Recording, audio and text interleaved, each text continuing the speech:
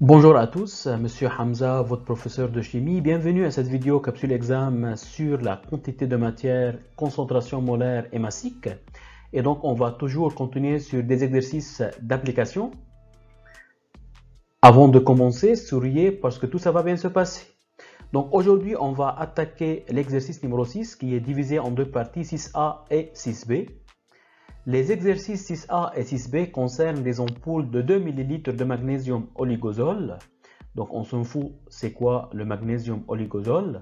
Donc ces ampoules contiennent comme substance active 1,781 mg de gluconate de magnésium. Ça c'est important. Donc dans chaque ampoule de 2 ml, on a quoi? On a 1,781 mg de gluconate de magnésium.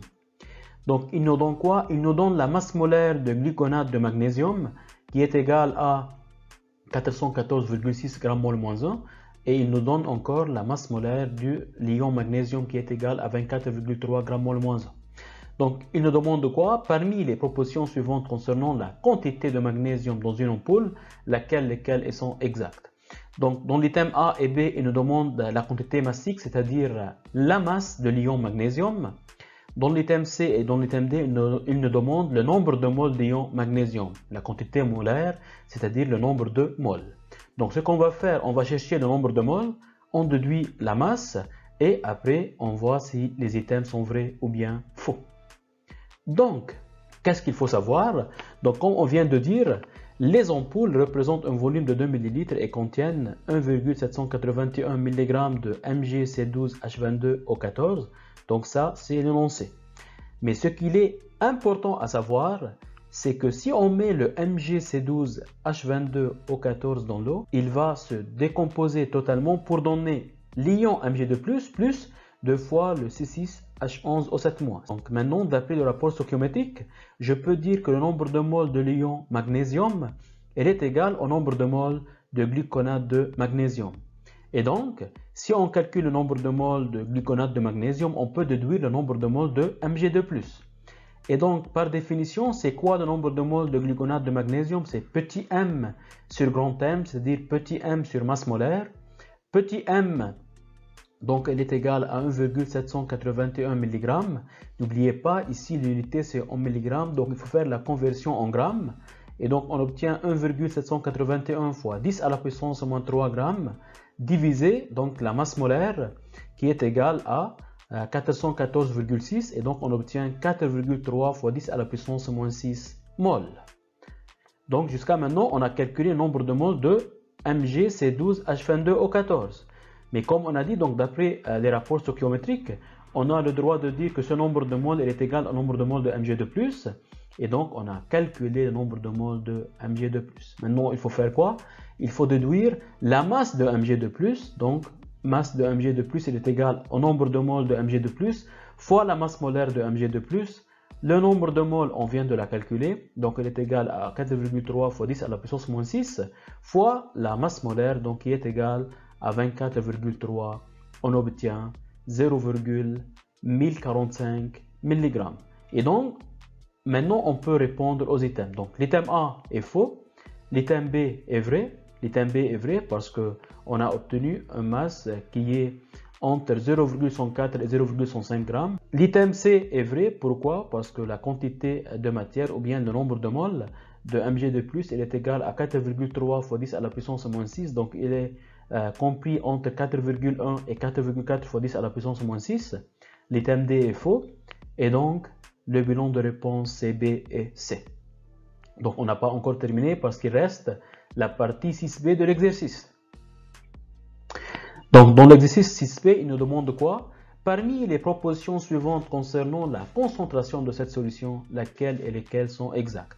Donc il nous demande la concentration massique en gluconate de magnésium, la concentration molaire en gluconate de magnésium, la concentration massique en ion magnésium et la concentration molaire en gluconate de magnésium. Donc, on va répondre à tout ça, item par item. Commençons par la concentration massique en gluconate de magnésium. Donc, la masse, on a la masse de gluconate de magnésium. Et donc, le volume ici, on est dans 2 ml. Donc on peut calculer la concentration massique. La définition c'est M sur V. Donc la masse de gluconate de magnésium c'est 1,781 mg. N'oubliez pas, il faut faire la conversion en grammes, donc x 10 à la puissance moins 3, diviser le volume, donc 2 fois 10 à la puissance moins 3, et donc on obtient 0,8905 g litre moins 1, et du coup l'item A est faux. Pour l'item B, donc on cherche à calculer la concentration molaire en gluconate de magnésium. Comme on a dit, donc il y a une relation entre la concentration molaire et la concentration massique. C'est quoi cette relation? Donc la concentration est égale à Cm sur grand M. La concentration massique, on vient de la calculer. La masse molaire, elle est égale pour le gluconate de magnésium 414,6. Et donc on obtient 2,15 millimol litre moins 1. Donc il faut faire très bien attention aux unités. Donc millimol litre moins 1 et pas mol litre moins 1. Et donc, on peut dire que l'item B est vrai. L'item C, la concentration massique en ion magnésium est comprise entre 0,05 et 0,0530. Donc pour la concentration massique en ion magnésium, on vient de calculer la masse. Et donc la concentration massique elle est égale à M sur V. La masse, on vient de la calculer dans l'exercice 6A, qui est égale à 1,045, donc bien sûr x 10 à la puissance moins 4, divisé le volume. Donc on travaille toujours dans cette ampoule qui a un volume de 2 ml. Donc 2 fois 10 à la puissance moins 3, on obtient 0,052. Et donc on peut dire que l'item C est vrai.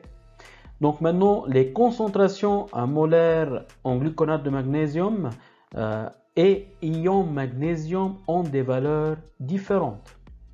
Donc on va voir, on a dit que le nombre de moles de gluconate de magnésium il est égal au nombre de moles de Mg2+. Et chacun rapporté à un volume de 2 ml, parce qu'ils se trouvent tous les deux dans cette ampoule-là de 2 ml. Et donc, les concentrations molaires sont identiques. Donc la concentration molaire de gluconate de magnésium et la concentration molaire des ions magnésium est la même. Et du coup, l'item D est faux. Et dans ce cas-là, on peut dire que le bilan de réponse est B et C. Donc c'était tout pour cette vidéo. J'espère que cette vidéo vous a aidé et vous a plu. Merci de me laisser un petit commentaire et un pouce dans l'air pour nous supporter.